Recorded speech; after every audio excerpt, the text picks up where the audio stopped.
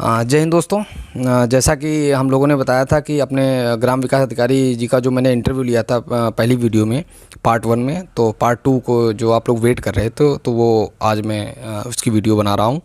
तो दोस्तों आपके बहुत सारे क्वेश्चन थे, लगभग 12-13 क्वेश्चन मैंने नोट किए हैं और एक एक क्वेश्चन की जो भी आपकी क्वेरी थी उसका जवाब इस वीडियो में आपको मिलेगा और सारी चीज़ें आपको देखने को मिलेंगी कि किस तरीके से आपने जो भी क्वेश्चन किए थे उसका पर्टिकुलर और एक्यूरेट आंसर आपको मिलने वाला है। बाकी चैनल पे बने रहिए, वीडियो को पूरा देखिएगा ताकि आपके जो भी क्वेश्चन्स हैं आप उनको अच्छे तरीके से समझ सकें और हमारी कोशिश ये रहेगी कि आपके सारे क्वेश्चन का जो है सही और प्रॉपर तरीके से जवाब आपको मिले। बाकी सर से मैं आपको परिचय करवा रहा हूँ, हालांकि परिचय सर का पहले ही हो चुका है, लेकिन फिर भी सर थोड़ा बताएंगे, उसके बाद में आपके सारे क्वेश्चंस के जवाब मिलेंगे। सभी दोस्तों को नमस्कार। जितने लोग देख रहे हैं सभी को बेस्ट ऑफ लक।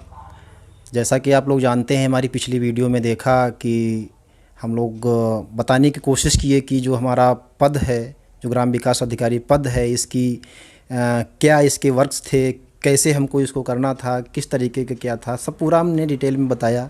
उसके सापेक्ष जो आप लोगों की क्वेरीज़ हैं, मैं कोशिश करूँगा कि सभी के बारे में आप लोगों को संतोषजनक उत्तर मिले और अगर उसके बावजूद भी आपकी कोई क्वेरीज़ होती हैं तो आप बिल्कुल बता सकते हैं जी। तो सर इसमें जो पहला क्वेश्चन था भाई का, एक भाई ने किया था कि ग्राम विकास अधिकारी के पद के जो आगे जो अस्थाई लिखा होता है, इसका मतलब क्या होता है? देखो, इसमें दो तरीके के पद होते हैं, एक में लिखा होता है स्थाई और एक में लिखा होता है अस्थाई। पहले तो हम बात कर लेते हैं अस्थाई की, जैसा कि हमारा रहा है। अस्थाई में क्या होता है, जैसे हमारा नोटिफिकेशन में आया कि ये पद अस्थाई है, तो उसमें जो हमारा प्रोबेशन पीरियड है वो 3 साल का होता है। 3 साल तक हम जब जॉब कर लेते हैं तो 3 साल पूरे होने पर हमारे जो डिस्ट्रिक्ट डेवलपमेंट ऑफिसर होते हैं उनके द्वारा जो हमारा स्थायीकरण किया जाता है, तो स्थायीकरण होने के बाद हम लोग भी स्थायी हो जाते हैं। वैसे दोस्तों मैं एक चीज़ और बताना चाहूँगा कि यह प्रोबेशन पीरियड लगभग हर डिपार्टमेंट में है, हर जगह आपको किसी में 6 महीने का, किसी में 1 साल का और किसी में 2 साल का प्रोबेशन पीरियड आपको काटना पड़ता है। उसके बाद में आप जो है आपको एक क्लैरिफिकेशन जो है मतलब डिपार्टमेंट की तरफ से एक नोटिस दिया जाता है, जिससे कि आपका जो है परमानेंट वाला सिस्टम चालू हो जाता है। बिल्कुल बिल्कुल, जैसा कि आपने बताया वही मैं बताना चाह रहा था कि प्रोबेशन पीरियड तो सभी में होता है, किसी में कम किसी में ज़्यादा। जैसे स्थाई की बात आ गई, जिसके आगे स्थाई लिखा होता है उसमें और इसमें अंतर क्या है, तो इसमें और उसमें अंतर सिर्फ इतना है कि इसका स्थायीकरण बाई डीडीओ द्वारा हमारा होता है और ये जो है ऑलरेडी इसमें स्थायीकरण करने की आवश्यकता नहीं है। प्रोबेशन पीरियड जो आपका 6 महीने का, 1 साल का या जो भी 3 साल का है, वो आपको होने के बाद स्वतः आप जो है स्थायी है। वैसे इसमें कोई डिफरेंस, मतलब कोई डिफरेंस नहीं, कहीं कोई कन्फ्यूज़न नहीं आप लोगों के दिमाग में आना चाहिए कि स्थायी अस्थायी, ऐसा कुछ नहीं है। दोनों में कोई बहुत बड़ा डिफरेंस नहीं है। चलिए, दूसरा क्वेश्चन एक भाई ने पूछा था कि जिसमें मेडिकल होता है कि मेडिकल में क्या सिस्टम है, क्या प्रावधान होते हैं, तो उसके बारे में बिल्कुल आप लोगों को बताना चाहेंगे कि मेडिकल के बारे में बहुत ज़्यादा आप लोगों को कंफ्यूज या परेशान होने की ज़रूरत नहीं है। जो हम लोगों का डिस्ट्रिक्ट हॉस्पिटल होता है, जो जिला चिकित्सालय होता है, वहाँ से हम अपना चिकित्सा जो हमारा जो स्वास्थ्य प्रमाण पत्र होता है, जो फिटनेस सर्टिफिकेट होता है, उसको हम वहाँ से बनवाते हैं, बाई सीएमओ के माध्यम से बनता है। और उसमें जो हमारे टेस्ट्स होते हैं उसमें बहुत ज़्यादा नहीं होते हैं। कुछ चीज़ें ऐसी हैं जैसे हमको अपनी आइज़ जो हमारे कलर का उसमें परीक्षण होता है, या हमारा जो ब्लड ग्रुप है, ये सब चीज़ें नॉर्मल चीज़ें होती हैं। इसमें कोई कहीं परेशान होने की ज़रूरत नहीं। मेडिकल को लेके कोई भी मतलब जो भी निसंकोच आप इसके लिए निडर रहिए, कहीं कोई परेशान होने की ज़रूरत नहीं है, आपका आराम से और अच्छी तरीके से हो जाएगा। चलिए दोस्तों, सर वो तीसरा क्वेश्चन ये था कि जो सेक्रेटरी बड़ा होता है या ग्राम विकास अधिकारी, इसके बारे में थोड़ा क्लेरिफाई कर दीजिए। बिल्कुल, देखो होता क्या है, जैसे ये क्वेश्चन है सेक्रेटरी बड़ा होता है या ग्राम विकास अधिकारी। पहले तो मैं आप लोगों को ये बताना चाहूँगा कि ग्राम विकास अधिकारी और ग्राम पंचायत अधिकारी 2 ही आप लोगों के पद होते हैं जो हमारे पंचायत लेवल पे काम करते हैं, ठीक है। एक होता है जो आप लोगों को शायद नहीं जानकारी होगी, मैं बता देना चाहता हूँ, बता रहा हूँ आप लोगों को। एक होते हैं ग्राम विकास अधिकारी समाज कल्याण के भी, अच्छा, ठीक है। वो उनका डिपार्टमेंट अलग होता है। हम लोगों का ग्राम में विकास विभाग जो होता है और जो ग्राम पंचायत अधिकारी होते हैं वो होते हैं पंचायत विभाग के, पंचायती राज विभाग जो अपना है उसके एक अंडर में ये लोग काम करते हैं। हम लोग ग्राम में विकास विभाग के अंडर में काम करते हैं। और रही बात अंतर की, जो पूछा भाई ने कि सेक्रेटरी और ग्राम विकास अधिकारी में क्या अंतर होता है, तो कोई नहीं देखा होगा आप लोगों ने, जो हमारे राजनीतिक तरीके से जो मतलब जो पद होते हैं, जो हमारे मतलब कह सकते हैं कि डेमोक्रेटिक पद हैं, जिनके साथ में हमारा कोई प्रशासनिक सचिव या प्रशासनिक अधिकारी या प्रशासनिक ऑफिसर जो उसके साथ में ऐड होता है, बस उसको हम सचिव बोलते हैं। कहने का मतलब ये है इसमें और उसमें कोई अंतर नहीं है। मेन जो पद है वो हमारा ग्राम विकास अधिकारी, ग्राम पंचायत अधिकारी, यही होता है। मतलब दोनों के जो पद हैं वो इक्वल हैं और उनका ग्रेड पे भी इक्वल ही होता है। बिल्कुल बिल्कुल, सेम ग्रेड पे एक है, सेम काम है, सेम वर्क जॉब है, मतलब कहीं कोई डिफरेंस नहीं है 1% का भी। अगर आप लोगों के दिमाग में है कोई डिफरेंस है तो है बस डिपार्टमेंट का। हम लोग आते हैं ग्राम विकास से, जो ग्राम विकास अधिकारी होते हैं, यानी ग्राम में विकास विभाग जो होता है, और जो ग्राम पंचायत अधिकारी होते हैं वो होते हैं आपके पंचायती राज विभाग से। मतलब इनकी सैलरी भी अलग अलग डिपार्टमेंट से ही मिलती है। हाँ, सैलरी जो होगी, हमारा जो भाई डिपार्टमेंट अलग है तो सैलरी तो अलग होगी। हमारा मान लो ग्राम में विकास विभाग है तो हम ग्राम में विकास विभाग से हमको सैलरी मिलती है, और जो पंचायत विभाग है वो हमको उन लोगों को पंचायत विभाग से मिलती है, इसमें नो डाउट। एक क्वेश्चन भाई ये था कि जो गर्ल्स हैं उनके लिए भी ये फील्ड जॉब ही होती है? बहुत अच्छा क्वेश्चन है कि जिस बहन ने पूछा कि जो है जो गर्ल्स हैं, जो हमारी बहन हैं, क्या उनके लिए भी फील्ड की जॉब है, तो स्वाभाविक है, इसमें तो कोई कन्फ्यूजन होना नहीं चाहिए कि जब हमारा पद उसी के लिए है, जब हमारा पद की जो वर्क प्रोफाइल है वो वही है, तो उसमें तो कोई दिक्कत नहीं है। चाहे आप जेंट्स हैं या आप लेडीज़ हैं, कोई भी हैं, दोनों का वर्क और दोनों का जो कार्यक्षेत्र रहता है वो सेम रहता है, उसमें कोई बदलाव नहीं। मतलब जो गर्ल्स बहनें हमारी हैं, मतलब उनके लिए जॉब करने में, मतलब फील्ड वर्क करने में कोई समस्या वगैरह नहीं हो? नहीं नहीं नहीं, कोई दिक्कत नहीं, बढ़िया, बहुत अच्छा। जो है हमारी कई साथी लोग, जो हमारी बहन हैं, जो हमारे साथ में वर्क मतलब जॉब कर रही हैं, अच्छे से कर रही हैं, कहीं किसी को कोई दिक्कत नहीं, बहुत अच्छा। मतलब जो है जिस तरीके से जेंट्स करते हैं और उसी तरीके से जो है हमारी जो बहन लोग हैं, जो लेडीज़ लोग हैं, वो भी जो है अच्छे से कर सकते हैं, उसमें नो कोई कन्फ्यूज़न नहीं, कोई डाउट नहीं। अच्छा सर, नेक्स्ट क्वेश्चन ये था कि जो वीडियो और वीपीओ में जो है डिफरेंस क्या है? हाँ, अभी जैसे हम थोड़ा पहले बता भी गए और जैसे क्वेश्चन है उसका जवाब देना भी ज़रूरी है। वीपीओ और वीडियो तो आप समझ ही रहे हैं, विलेज डेवलपमेंट ऑफिसर, ग्राम विकास अधिकारी।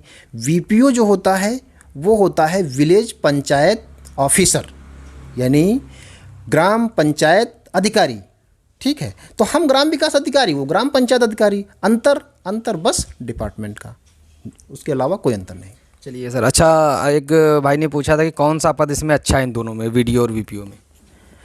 अब वही चीज़ है ना, वही जवाब उसका है, जब सेम वर्क है, सेम ग्रेड पे है, सेम आपकी सैलरी बनेगी, हर एक चीज़ सेम है, तो उसमें कोई अंतर ही नहीं है भाई। बस डिपार्टमेंट का अंतर है, वो उसमें आपको कोई दिक्कत होती नहीं है, किसी को नहीं होती है, उसमें कोई मतलब नहीं है। सेम पद है, कोई अंतर नहीं है, सेम है। अच्छा, अगला क्वेश्चन ये था कि इसमें सैलरी लगभग कितनी बन जाती होगी? हाँ, इसमें हम आप लोगों को बताना चाहेंगे सैलरी के बारे में। तो सैलरी के बारे में ये है कि आपका जो ग्रेड पे है वो है आप लोगों का 2000, चाहे वो ग्राम पंचायत अधिकारी हो, चाहे वो ग्राम विकास अधिकारी हो, चाहे आपके जो तीसरे हम आपको बता चुके हैं ग्राम विकास अधिकारी समाज कल्याण के हों, उनका भी इसमें जो है सेम ग्रेड पे है और सेम इन लोगों का जो वेतन बनता है सेम बनता है। कहने का मतलब जैसे भाई ने पूछा कि कितनी सैलरी बनती है, तो उसके बारे में आपको बताना चाहेंगे। उस समय जो प्रेजेंट में जो डीए रहता है वो 21,700 जो मूल वेतन है वो डीए आपका मिलेगा, प्लस जो आपका ग्रेड पे 2000 है, और एचआरए जो उस लोकेलिटी में रहता है, जो मान लो 1800 700 जो भी वहाँ पे फिक्स होता है, वो इतना मिला करके अप्रॉक्स आपका लगभग ये जो है 30 के आसपास बन जाएगा। ग्रॉस सैलरी 30 के आसपास। जो आपकी मतलब ग्रॉस सैलरी बनेगी वो आपकी जो है 30 के आसपास बनेगी। उसमें फिर आपका जो एनपीएस है या फिर अन्य जो आपके डिडक्शंस हैं उनको जो है काटते हुए जो आपका होगा करेक्ट अमाउंट, जो करेक्ट सैलरी आपकी है, जो नेट अमाउंट है, वो आपको लगभग 25 और 30 यानी 25 और 30 के बीच में मिलेगा। अच्छा, एक भाई का क्वेश्चन था कि इसमें जो सीनियर अधिकारियों का दबाव वगैरह कैसे रहता है और ग्राम प्रधानों के साथ में जो उनका संबंध है और रिस्क वगैरह क्या रहते हैं इस जॉब के बारे में थोड़ा बता दीजिए। बहुत अच्छा क्वेश्चन है और हम बताना ये चाहेंगे कि हमारे भाई ने पूछा कि जो हमारा वर्क है, वो जो हमारे सीनियर्स हैं उनको लेके क्या हमारा दबाव रहता है, जो हमारे प्रधान जी लोग हैं उनका कैसे हमारा तालमेल बैठाना है। तो सबसे पहले आप लोगों को बताना चाहूँगा कि जो हमारे सीनियर अधिकारी हैं, जो हमारे सीनियर्स लोग होते हैं, जैसे हमारे बीडीओ साहब हैं, डीडीओ साहब हैं, पीडी साहब हैं, डीपीआरओ साहब हैं, जितने भी लोग हैं जिला स्तरीय अधिकारी, वो मॉनिटरिंग करते हैं। तो दबाव की बात करें अगर, तो उसके बारे में आप लोग भी जानते हैं और हम बता भी देना चाहते हैं। आप किसी भी डिपार्टमेंट में हों, कोई भी डिपार्टमेंट में हो, जब आप रेगुलरली मतलब नियमतः आप काम करेंगे, रेगुलर अपने वर्क को मतलब करेंगे, तो कहीं कोई दिक्कत ही नहीं होगी। गवर्नमेंट का जो वर्क होता है, जो हमारा सरकारी काम होता है, वो होता है टाइमली, हमको टाइम से करके देना है, कोई दबाव नहीं। जब आप काम नहीं करेंगे, समस्याएं होंगी आप लोगों के लिए, तो फिर जाहिर सी बात है मीटिंग और आप अपने काम के लिए जब पीछे रहेंगे तो आपको प्रेशर भी लगेगा, आपको प्रेशर भी झेलना पड़ेगा। लेकिन मेरे हिसाब से मैं जहाँ तक इतने दिन में अनुभव किया हूँ, अगर आप टाइम अपना नियमतः करते हैं तो कहीं कोई आपको दिक्कत नहीं है।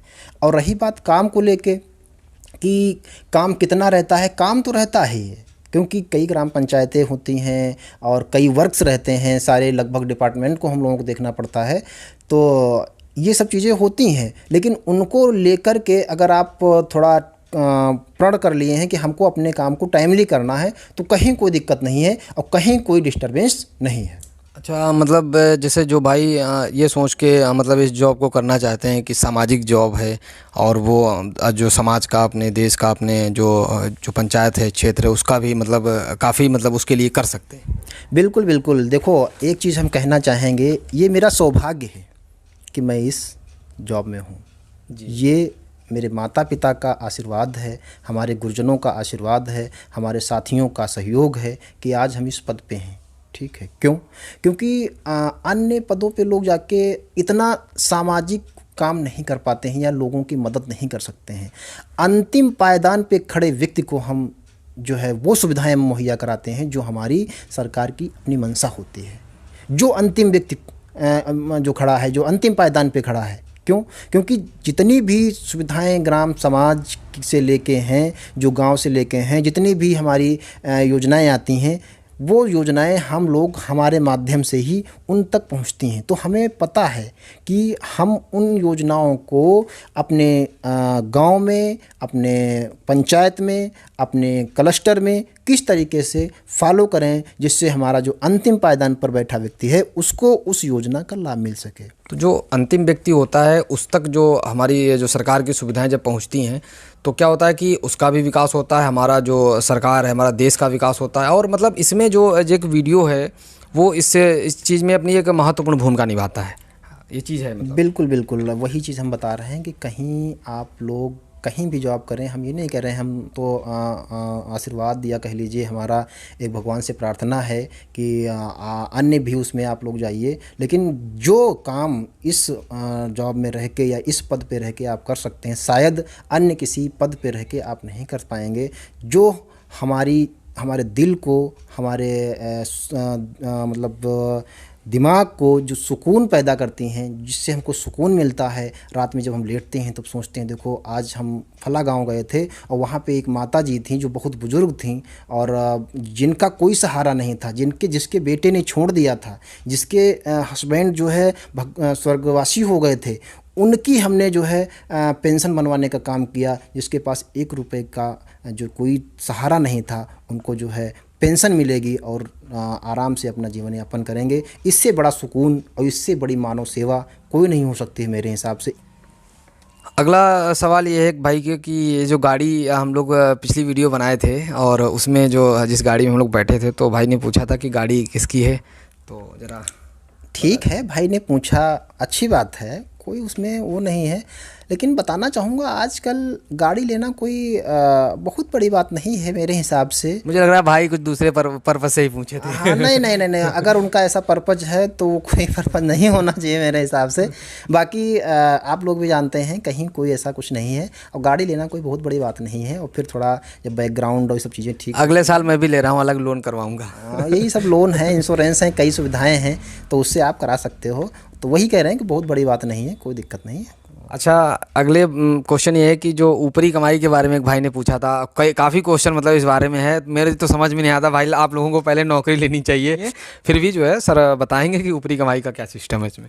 जैसे भाई ने पूछा कि ऊपरी कमाई क्या है, देखो ऊपरी कमाई और ये क्या है, ये सब चीज़ें अपने जो दिमाग में लोगों के 10% 20% लोगों के या अन्य इससे भी बढ़ के जो लोगों के दिमाग में जो भ्रांतियाँ हैं, ये आप लोग निकाल दीजिए। हम तो ये चाहेंगे कि आप लोग आइए। मुझे लगता है ऊपरी कमाई के रूप में अगर देखा जाए तो लोगों का प्यार ही ऊपरी कमाई है। बस बस बस। अच्छा, एक भाई ने पूछा था इसमें रिस्क वगैरह क्या है इस जॉब में, तो कोई रिस्क वगैरह है तो बताइए। रिस्क तो कोई नहीं, देखो जो मैंने पीछे बता दिया आप लोगों को कि अगर आप टाइमली अपना वर्क कर रहे हैं, टाइमली आप अपने ऑफिस में बैठ रहे हैं, टाइमली लोगों की समस्याएं सुन रहे हैं, टाइमली आप जन चौपाल कर रहे हैं, टाइमली आप मीटिंग्स कर रहे हैं, कहीं कोई दिक्कत नहीं है। किसी को कोई दिक्कत आती है, आप जो है उनकी समस्याओं को सुनिए, और जो आपके स्तर की हैं वो आप अपने स्तर से निस्तारित कराइए, या जो आपके स्तर की नहीं है उसको आप अपने माध्यम से जिला स्तर पे भेजिए, वहाँ से उनकी समस्याएं जो है निस्तारित हो जाएंगी। तो फिर वहाँ पे कोई रिस्क का कोई मतलब ही नहीं रहता है। क्या रिस्क है? जब आप अच्छा काम करें, कहीं भी हो, जब आप अच्छा काम करेंगे तो मुझे नहीं लगता है किसी तरीके की कोई रिस्क है। अच्छा, इसमें मतलब जो हमारे डीएम साहब हैं उनसे भी मिलना आप लोगों का होता है, या जो विधायक सर हैं उनसे भी मिलना वगैरह होता है आप लोगों का? बिल्कुल बिल्कुल, जैसे हमारे डीएम साहब हैं या जो हमारे विधायक माननीय लोग होते हैं, सांसद जी लोग होते हैं, जितने भी लोग हैं मान लो, उन सब से हमारा मिलना जुलना रहता है। जैसे डीएम साहब हमारी मीटिंग लेते हैं कभी कभी, जैसे कोई अपने पूरे ब्लॉक की या कई ब्लॉकों की कंबाइंड या कुछ चीज़ें हैं जो हम लोगों को बताना है उनको, या कोई प्रशिक्षण होता है या कोई कार्यक्रम होता है, तो वो आते हैं और पूरा हम लोगों को गाइड करते हैं, बताते हैं हर एक चीज़ें। और बहुत अच्छा लगता है कि हम एक पूरे ज़िले लेवल के या पूरे ज़िले के मालिक के सामने बैठ के, और बहुत खुशी मिलती है कि हमें उनके सानिध्य में, हमें उनके दिशा निर्देशों पे, हमें उनके जो है मार्गदर्शन में काम करने को मिलता है। उसमें हमारे अन्य जो अधिकारी लोग हैं, जो हमारे अन्य वरिष्ठ अधिकारी हैं, वो भी आते हैं, और जैसे हमारे जिलाधिकारी महोदय हैं वो भी अपना योगदान देते हैं, और वो भी अपना पूरा योगदान दे करके हमारे जितने भी ज़िले की जनता है, जितने भी हमारे ज़िले के गाँव हैं या ब्लॉक्स हैं जो अंतिम पायदान पर खड़े व्यक्ति हैं, सबको वो लेके अपने एक मार्गदर्शन में हम लोगों को भेजते हैं कि उस अंतिम पायदान पे खड़े व्यक्ति को भी वो सुविधा मिले जो उसने शायद सोचा ना हो। एक क्वेश्चन और था कि दरोगा और जो वीडियो, इनमें दोनों में जो है कौन सी बेस्ट जॉब है? देखो, हम ये नहीं कहना चाहेंगे कि दरोगा हो या आपका अन्य कोई पद हो जिसके बारे में हम कहें कि नहीं वो नहीं अच्छा। वो अपने अपनी जगह पे सब अच्छे हैं। जो आपके लिए अच्छा है वो सब अच्छा है, अगर हमारे लिए नहीं अच्छा है तो हमारे लिए नहीं अच्छा है। अच्छा, अब कुछ बातें कर लेते हैं पढ़ाई के बारे में, जैसे कि बुक्स वगैरह है। एक भाई ने क्वेश्चन किया था कि लूसेंट इनफ नहीं है, और या हिंदी के लिए अरिहंत इनफ नहीं है, तो इसके बारे में भी थोड़ा आप चर्चा कर दीजिए। बिल्कुल बिल्कुल, नहीं भाई ने कहा, मैं उससे सेटिस्फाइड हूँ, क्योंकि जो पिछली वीडियो में आप लोगों ने देखा होगा तो मैंने केवल लूसेंट का ही जिक्र किया। ठीक है, उसमें क्या होता है, थोड़ा एडिशनल आपका यूपी रहता है, जो यूपी से है वो एडिशनल रहता है, बाकी लूसेंट सफिशिएंट है।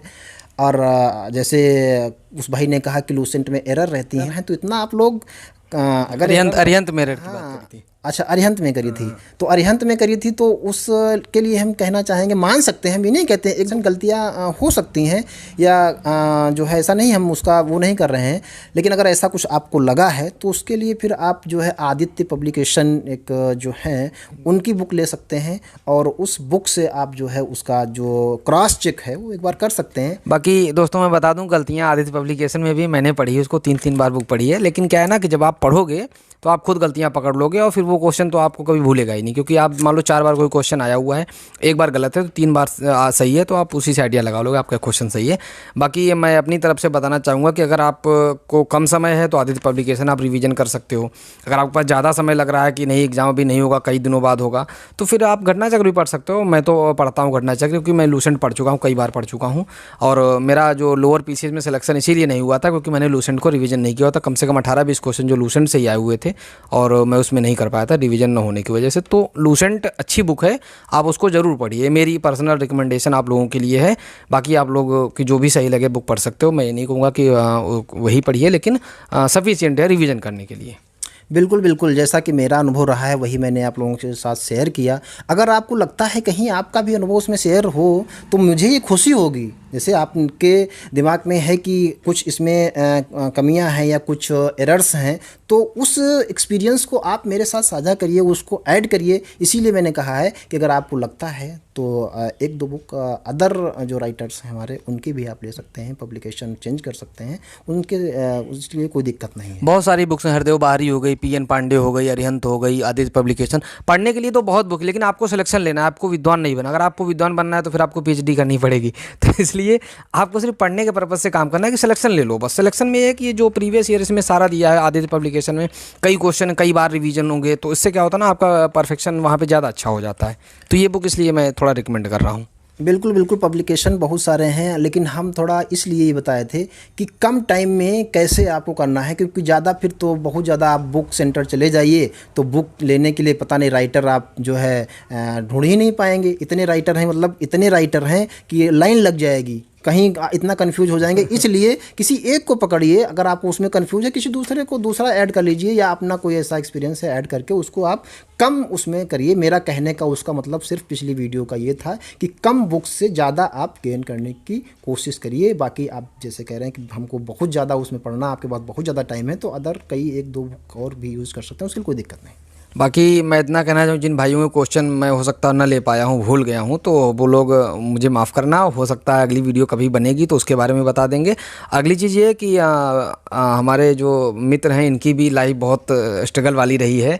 ये तो अब तो सब अच्छा ही लगता है नौकरी के बाद, वैसे भी तो इनका जो संक्षिप्त जीवन परिचय जैसे कह सकते हो, तो कभी मौका मिला तो वो भी आपको बताएंगे। बाकी आप लोग वीडियो को प्यार दीजिएगा और ये जान लीजिए कि स्ट्रगल ही जब आप करोगे सिलेक्शन तभी होगा। और उसके बाद जो कहते हैं ना कि जो दीपक होता है ना, वो जब जलना स्टार्ट करता है तो थोड़ा धीमे जलता है, फिर उसके बाद तेज़ चलता है। ठीक है, तो ये चीज़ जान लीजिए कि आप समझ लीजिए मेहनत जब करोगे तो सिलेक्शन आपका होगा, लेकिन धीरे धीरे परफेक्शन आएगा।